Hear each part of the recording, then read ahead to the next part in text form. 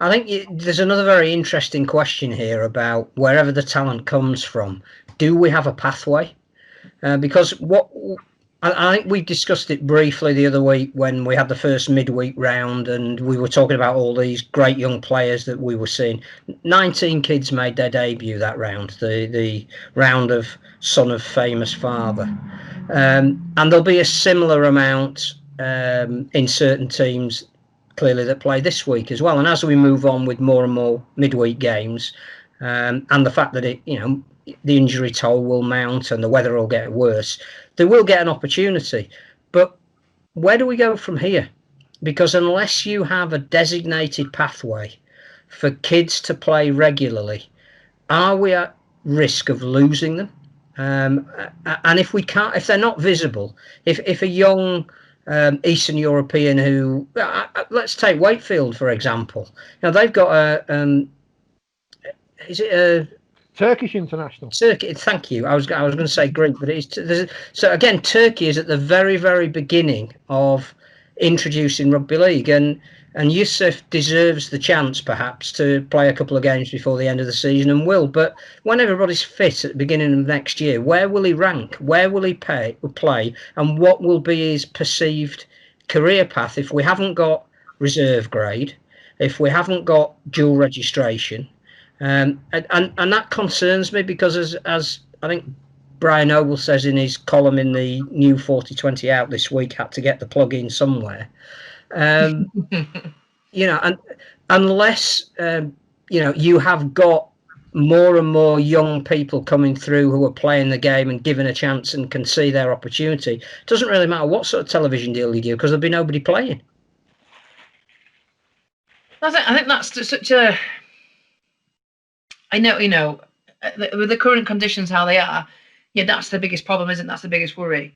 And I kind of tied it into the women's game as well. We were trying to get 21,000 women by 2021 playing the sport and being involved, and that comes all the way down to the girls' game and our academy as well. And I don't know where that stands for the women's academy, but there's nothing much that we can do now.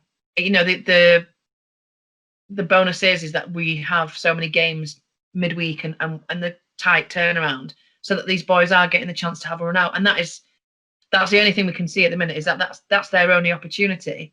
Because say if, God forbid, that this went on for another year, we'll get to the end of this time next year and we'll have a set of players that have moved on and a loose academy where boys have been interested in moving up, but then we're in fear of losing the pool of players, aren't we? There's no conveyor belt of boys coming through. So if that doesn't get sorted out soon enough, there will be a spell of we're not out of players, we'll never be out of players, but you know what I mean, where they're not moving through. And I don't know what the answer is at the minute because of the situation that's going on. And why has that decision to stop the academies or whatever it is next year, why has that come in already? Why have they been so gung-ho about me? This is the RFL. As much as I love them and they've done lots for me, why do sometimes you take forever to make a decision and the next one you go straight in with that's it? I don't get it. How? So this time next year there's going to be no games played for reserve grade and be in this predicament of how do we find players? Well, some clubs have found out in the last couple of weeks they haven't got enough players to fill a squad at the very high level. And then what's happened to people like, let's say, Featherstone, who have lots of dual registration from Leeds? If they're not allowed to dual register for obvious reasons, how do they then build a squad and go forward? That changes the whole of Featherstone's squad, doesn't it? And it goes from taking Alex Sutcliffe came into his own last year playing for them, and it'd be a shame to not have that for the clubs to build as well on. But there's not much I can do about it apart from have a little bit of a whinge and a moan. But let's just hope this is over soon and things get reevaluated. So it's all part of the, I think we've called it in the past, blank sheet of paper approach, where you put down your 5 or 6 major topics that the game needs to address. And one of them is genuine pathways for young talent.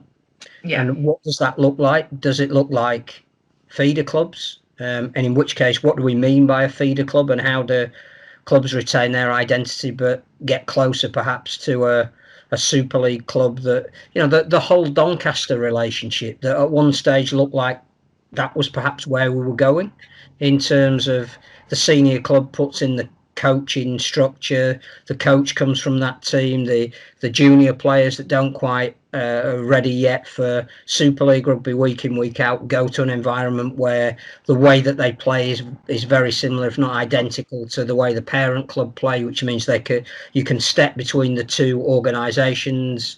There's coach development as well as player development. You know, what does that mean with regards to promotion relegation? Are you saying that the junior club, for want of a better word, junior as in the non-Super League club, does that mean they can never be promoted? All of this, and I'm not saying there's any answers for it, is what we need to be talking about at the moment, and what it looks like in the future. And you know, do we move from having academies at individual clubs to academy centres of excellence? So, you know, the northeast, the northwest regions have academies, and the best players from the clubs emerge from those or are fed back down into those, and the standard of competition overall is higher, and there's some kind of a draft system whereby players get then allocated to clubs at an age where they you know, all of that. And I'm not saying there's a ready-made answer and there isn't a one-size-fits-all, but unless we're planning something on that basis, then there's a 16-year-old kid who has come through the Welsh development system, and I have to say, you know, hats off to Wales. They seem to be doing a lot of things right in the way that they've got their pathways set up. And that's producing loads of real talent, like the Regan Graces, who you know, was picked up by St Helens at a very young age, and look at him now, arguably one of the most exciting players in the game. There's a 16-year-old kid that's following that same path, who we haven't heard of, who's just signed for Hull. Now, are we doing that right, where just an individual player can be picked off a conveyor belt, or should we say, let's have a Welsh centre of excellence, and let's find some way of getting the best kids in Wales playing against each other on a more regular basis, and the kids in Wales then play the combined Northwest, which is the best that Wigan and St Helens can be. Yeah, I don't know. All I'm saying is this should be on that piece of paper that says we want more international rugby windows. We need to look at whether promotion relegation works. We need to look at, if we had a licensing system, how that would work. We need to look at retaining our best kids and giving them opportunity. For me, this is a real vital part of who we're going to be emerging out of the coronavirus situation. But then I understand what you're saying. I get that. But then are we not, are the RFL just not trying to get to the end of the season and play constant catch up with games or with testing or however it's running? I think in terms of thinking about stuff going forward, I think there's a fine line between making sure that what's happening here and now is, you know, like in terms of like they have to worry about the academies, they have to worry about the women's game, they don't have to worry about the community game as such now, or the championship. They're just focusing on trying to get through the Super League with the Challenge Cup and a grand final, and whatever things are stirring up from there. And then coming the end of November, regroup, and then is that time to rethink whatever's going on? I don't know. Well, there's operational and strategic, and they can be running along parallel to each other. But I think they can be, but are they? You know? It raises the question of all of those areas that we just talked about.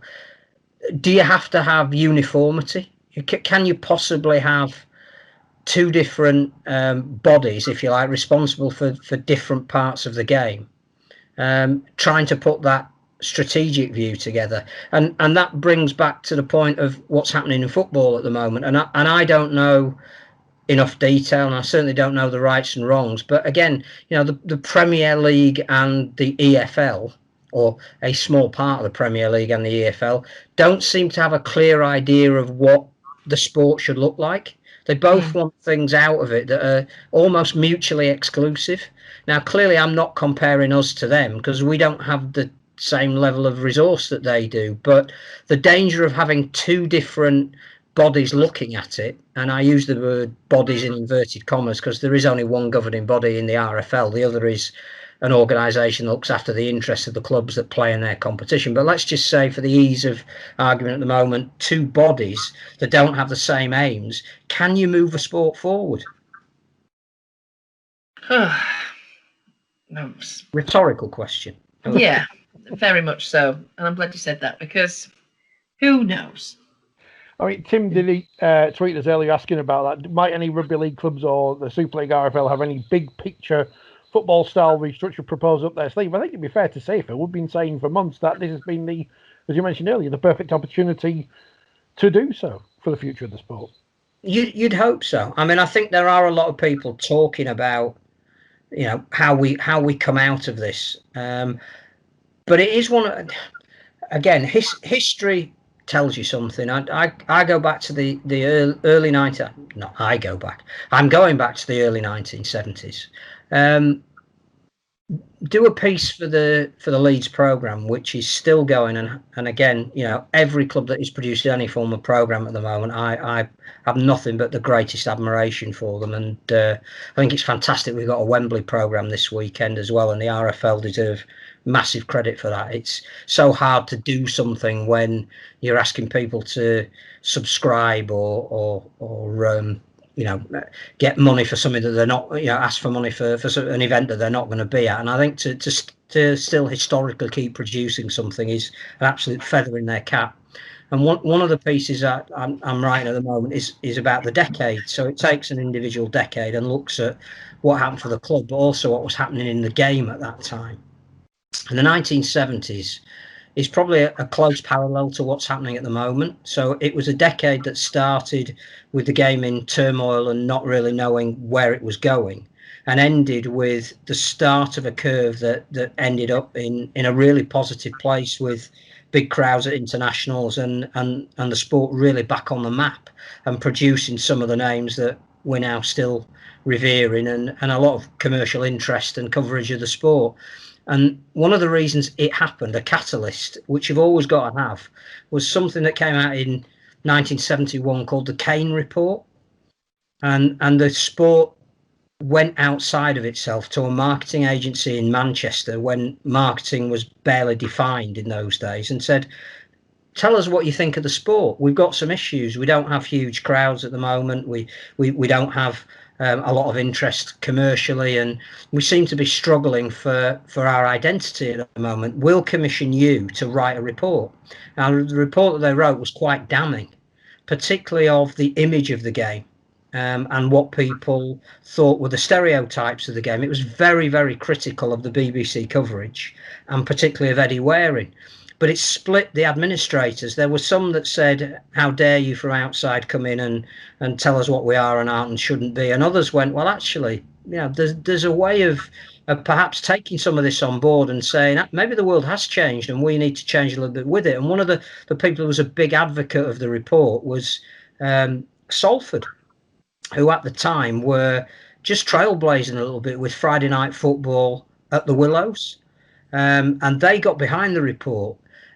What it did was very, very like Framing the Future. Very little of that report was ever implemented, but it was the catalyst for change. So Bill Fallowfield, who'd been the long-time secretary of the game, stepped down, and that led the way for David Oxley and David House to come in. And the clubs realised that actually they needed to take a step back and be led rather than try and do the leading. So maybe this is, again, it's a long, rambling, nonsensical statement, which is what I do a lot on this program, and I apologize for. But what I'm saying is, people have to sit down at some point and say, what do we want to be? And we'll throw some stuff out that is too far on the left edge, but actually by analyzing, not getting just through this time, but what we look like when we do get through this time. You have to do that now. Some of it has to be unpalatable, and some of it has to be probably over visionary in some respects, but you've got to do it. And I just pray and hope that we are doing it, because now is the time. Well, let us pray and hope, because I think is this, but do you then get them to look at what's happening as the here and now, or is this are we just looking at this as a temporary blocking on whatever's meant to be normally? When do you start calling this the actual normal, and therefore get together and say that this needs to be dealt with as a whole thing rather than? So it's fine timing, isn't it? Between, do we do it straight away and jump in 2 feet in, or do you wait to see if this is what's going to happen next season as well?